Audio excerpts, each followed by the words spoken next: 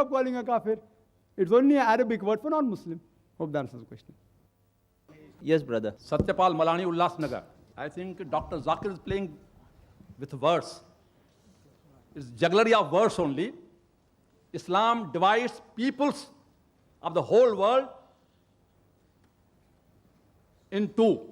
One is Mu'min and there is Kafir.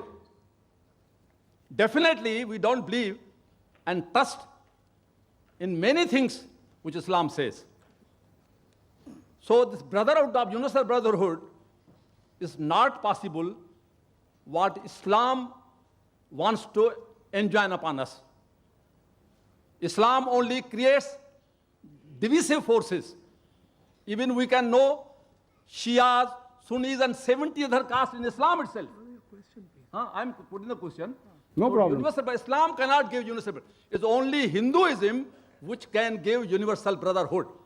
Ekam Satya Vipra Bahuda Vadanti, which you have just quoted. Islam does not recognize killing the cows, killing the kafirs, taking their property, loot, women folk. Islam tells how brotherhood can come. And you talk of brotherhood, it's a jugglery of words only. Really speaking, you are talking Hinduism in the name of Islam. The brother has made several comments. And Islam says, Inna Allaha ma sabrin. For verily, Allah is with those who are patient. For brotherhood to prevail, you should be patient. If I'm not patient, there'll be a fight between me and my brother. Islam says, in Surah Baqarah, chapter number 2, verse number 153, Inna Allaha ma sabrin. For verily, Allah is with those who are patient. And for brotherhood to prevail, you should be patient. And I respect my elderly brother out here. He may be having a good study of Hinduism, but I'm sorry that I disagree with him. His study of Islam is a bit weak, I would say. And I do agree with him that Islam, there are two types of people. One is a believer, mu'min, and the other, he said, is a kafir according to him.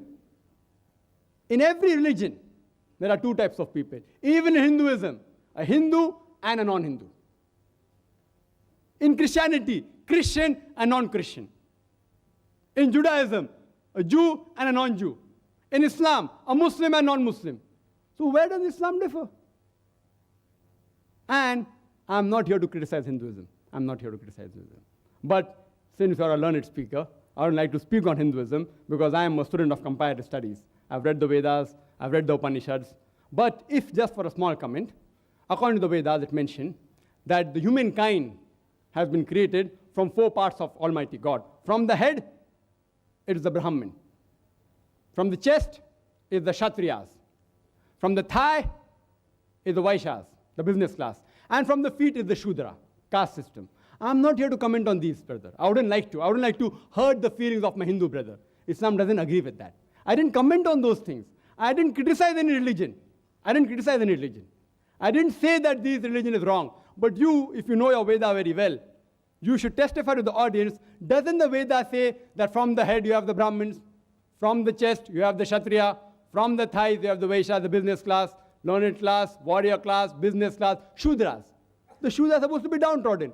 And there are books written by Dr. Ambedkar. I don't want to go into the details, brother. Hinduism, I have learned very well. I respect many aspects of Hinduism.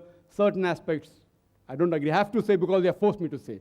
Quran says in Surah Anam, chapter 6, verse 108, revile not those who worship God besides Allah, lest in their ignorance they will revile Allah subhanahu wa ta'ala.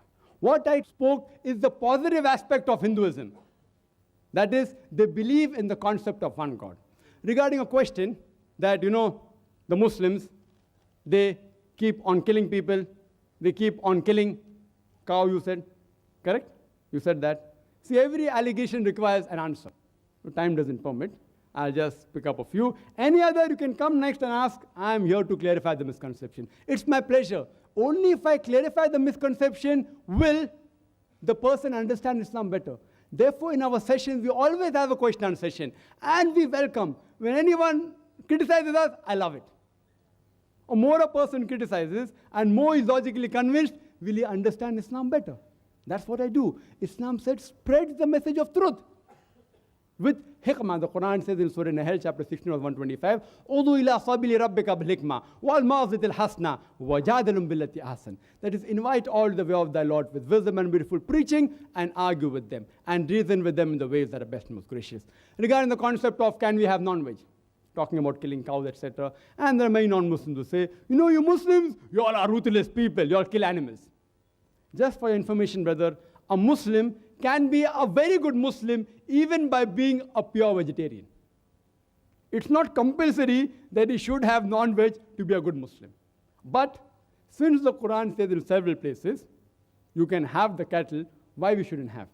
The Quran says in Surah Ma'idah, chapter number 5, verse number 1, it says that, Ya ayyuhalladhina amanu, O you believe, fulfill all your obligations, and lawful for you are all four-footed animal with the exception named.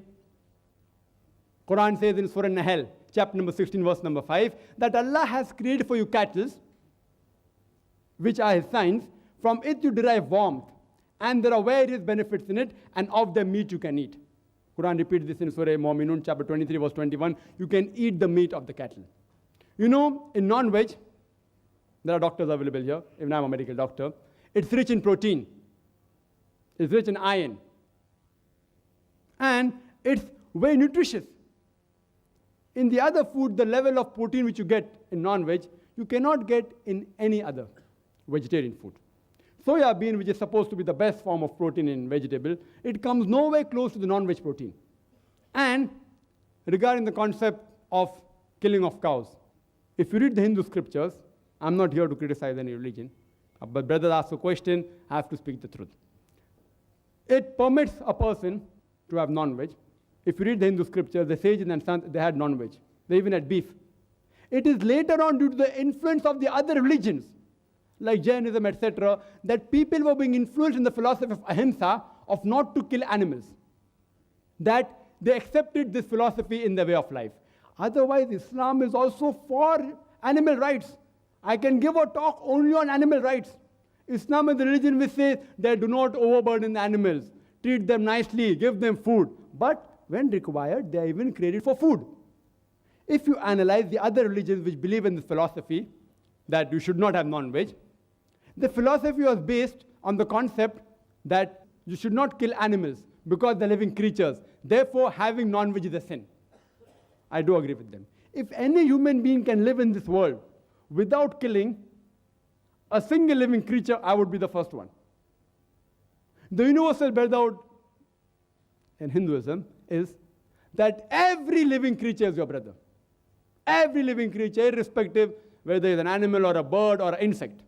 I'm asking a simple question, that how can a person even survive for 5 minutes without killing millions of his brothers? Those who know medical science will understand what I'm saying. That whenever you breathe, there are millions of germs you're inhaling and you're killing. That means in this religion, you're killing your brothers to survive. The universal brotherhood in Islam is every human being is your brother. Brotherhood in faith is every Muslim is a brother. Every living creature is not my brother. But we have to protect the living creature, should not harm them, should not unnecessarily torture them. But when required, you can have them for food. So when the philosophy says that having non-veg is a sin because we kill living creatures, today's science tells us that even the plants have got life. Do you know that? So the logic that killing living creatures is a sin has failed. So now they change the logic and they say that, see, plants have got life, but plants can't feel pain. Therefore, killing the animals is a greater sin as compared to killing plants. Do you know, today science is advanced and we have come to know even the plants can feel pain. The plants can even cry. The plant even feel happy. So the logic that plants cannot feel pain has failed. The cry of the plant cannot be heard by the human ear because the human ear has a frequency of 20 cycles per second to 20,000 cycles per second. Anything between this, the human ear can hear. Anything below or above, the human ear can't hear. For example, if a master blows a dog whistle, you know the dog whistle, it's called a silent dog whistle. It blows the whistle, which has a frequency of above 20,000 cycles and below 40,000 cycles per second. The dog can hear up to 40,000 cycles per second. So when the master blows the whistle, the dog hears the whistle, but the human being don't hear. It's called as the silent dog whistle. Similarly, the cry giving out the plant cannot be heard by the human being, but they also cry. They also feel pain. There was a brother of ours who argued with Maximum, and he told me that, Brother Zakir, I agree with you that the plants have got life, they can feel pain, but you know, the plants have got 2 senses less. They only have 3 senses. The animals have got 5 senses. Therefore, killing an animal is a greater sin as compared to killing a plant. So I told him, brother, suppose you have a younger brother who is born deaf and dumb, 2 senses less. After he grows up, if someone goes and kills him, will you tell the judge, oh, my Lord, give the murderer less punishment because my brother had 2 senses less? Will you say that? You will say, my Lord, give him double punishment because he killed a person who was innocent. So in Islam, the logic doesn't work like that, 2 senses or 3 senses. Islam says in Surah Baqarah chapter 2 verse 168, eat of the good things that we have provided for you. That means whatever is good and lawful, you can have. And that's the reason if you analyze the cattle in the world, Allah subhanahu wa ta'ala has His way, Almighty God. The reproduction of the cattle is very fast as compared to reproduction of the other animals and the human beings. They reproduce very fast. If I agree with you that no human being should have any cattle, then we will have overpopulation of cattle in the world. And regarding killing of cows, there's a book written by Maulana Abdul Karim Parekh, Gaw Hatya, cow slaughter, who is to blame? And we analyze the people that deal in leather of cows, more non-Muslim than Muslims. Leather, the Jains, they deal in that. So the people who are responsible to benefit from the cow slaughter are not the Muslims, the more of them are non-Muslims. So if you know history well, and if you know logic also well, you'll understand that Allah says, eat of the good things we have provided for you. If you can have, there's no problem. And besides that, if you analyze the set of teeth of the herbivorous animal, the cow, the goat, the sheep, they only have vegetables. They have a flat set of teeth. If you analyze the set of teeth of the carnivorous animal, the lion, the tiger, the leopard, they have got sharp pointed teeth. They can only have non-veg. If you analyze the set of teeth of the human beings, if you go in the mirror and look at your teeth, we have pointed teeth as well as flat teeth. If Almighty God wanted us to have only vegetables, why did He give us this pointed teeth? For what? To have non-veg. If you analyze the digestive system of the herbivorous animal, the cow, the goat, the sheep, they have digestive system which can only digest vegetables. The digestive system of the carnivorous animal, the lion, the tiger, the leopard, they can only digest non-veg. The digestive system of the human beings can digest both non-veg and veg. If Almighty God wanted us to have only vegetables, why did He give us a digestive system that can digest both veg and non-veg? So scientifically, if you analyze, Almighty God wanted us to have both veg as well as non-veg. Hope that answers the question. If you have any queries, any other misconception, brother, it's my pleasure to reply. One misconception at a time so that I can do justice to each of the misconceptions. Thank you, brother. Yes, sir. Hello doctor Nayak साहब, यहाँ पर जितनी भी बातें हुई most probably English में हुई और